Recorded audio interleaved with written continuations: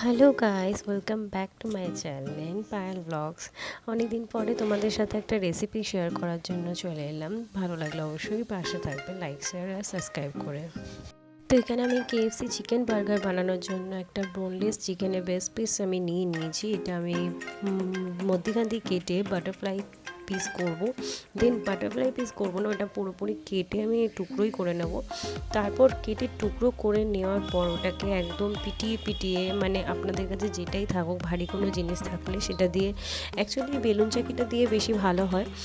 তো এই বেলুন চাকি দিয়ে পিটিয়ে এটাকে একদম পাতলা করে নিতে হবে, জাস্ট পাতলা, যেরকম পমফ্রেট বা ভেটকি মাছের ফিলে হয়, তো সেরকম মতন এই চিকেনটাকেও ফিলে একদম পাতলা করে নিতে হবে।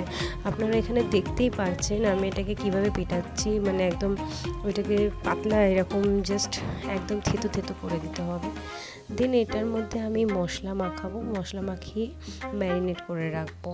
তো আমি এখানে মশলার জন্য অলরেডি নিয়েছি আদা রসুন বাটা আর লঙ্কার গুঁড়ো, রেড চিলি সস লাগে, বাট আমি এখানে রেড চিলি সস দেবো না, কারণ আমার রেড চিলি সসটা বেশি একটা ভালো লাগে না। তো রেড চিলি সসের বদলে আমি গ্রিন চিলি সস আর নুন আর গোলমরিচের গুঁড়ো দিয়ে আমি এটাকে 30 মিনিটের জন্য ম্যারিনেট করে রেখেছিলাম।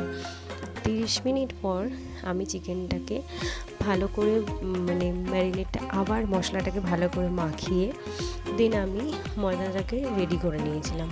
তো ময়দাটাকে রেডি করার জন্য আমি এখানে নিয়েছি 1/2 কাপ কর্নফ্লাওয়ার আর লঙ্কার গুঁড়ো, আদা বাটা, রসুন বাটা আর একটুখানি গোলমরিচের গুঁড়ো।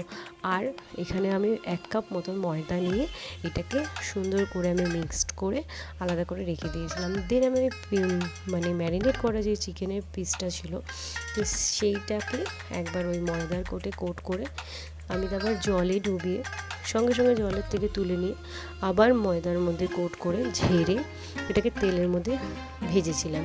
তো তেলের মধ্যে ভাজার পর এটা একদম ক্রিস্পি চলে এসেছিলো, মানে ওর মধ্যে পুরো ময়দারগুলো একদম ক্রিস্পি হয়ে গেছিলো আর খেতে দারুণ লাগছিলো। জাস্ট একদম KFC বার্গারের যে ক্রিস্পি ভেতরে চিকেনটা থাকে, তো সেরকমই হয়ে গেছিলো। তো এখানে আমি এই বার্গারের বানগুলোকে আমি একটু বাটারে ভেজে নিয়েছিলাম, একটুখানি অল্প করে হালকা শ্যালো ফ্রাই করে নিয়েছিলাম। তো দেন আমি এখানে টমেটো সস আর মিওনিজ, আমি হেনম্যানসের রিয়েল ভেজ মিওনিজটা আমি ব্যবহার করেছিলাম।